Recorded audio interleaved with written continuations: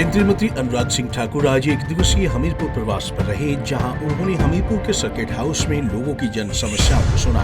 इस दौरान पत्रकारों से बातचीत करते हुए विधानसभा चुनावों सहित विभिन्न मुद्दों पर बात की। दिल्ली के मुख्यमंत्री अरविंद केजरीवाल पर निशाना साधते हुए अनुराग ठाकुर ने कहा कि अरविंद केजरीवाल शराब घोटाले को लेकर पूरी तरह से चुप्पी साधे हुए हैं। अनुराग ने कहा कि शराब घोटाले मामले में मनीष सिसोदिया मुख्य आरोपी हैं और मुख्यमंत्री अरविंद केजरीवाल विभिन्न मुद्दों को लेकर बात करते हैं, लेकिन शराब घोटाले में मनीष सिसोदिया को बचाने का काम कर रहे हैं। उन्होंने कहा कि पूर्व में केजरीवाल अपनी सरकार के स्वास्थ्य मंत्री को भी क्लीन चिट देते थे, लेकिन आज वे सलाखों के पीछे हैं। अनुराग ठाकुर ने कहा कि केजरीवाल को अपने वरिष्ठ मंत्रियों से इस्तीफा ले लेना चाहिए। केजरीवाल पर तंज कसते हुए अनुराग ठाकुर ने कहा कि बिना विभाग के मुख्यमंत्री अपने मंत्रियों को निपटाने का काम कर रहे हैं।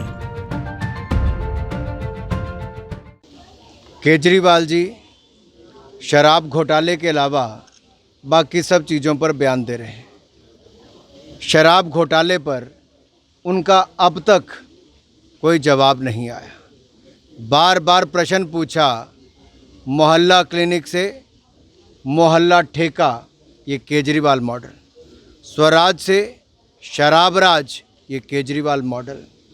पैसा दो ठेका लो, ये केजरीवाल मॉडल। और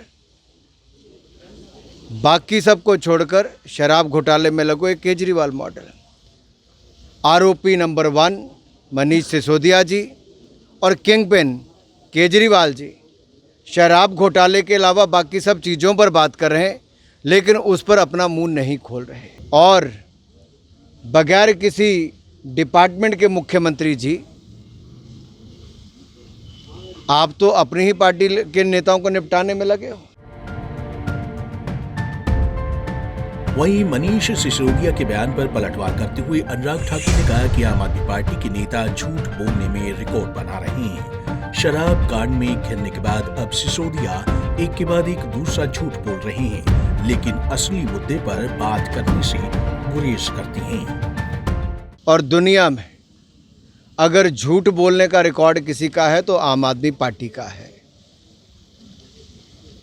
आप इनका खाता पहले दिन से आज तक निकालिए, ये लगातार झूठ बोलते हैं और शराब घोटाले पे जब घिरे नज़र आते हैं तो एक के बाद दूसरा नया झूठ बोलते हैं, लेकिन शराब घोटाले पर चूं तक नहीं करते हैं।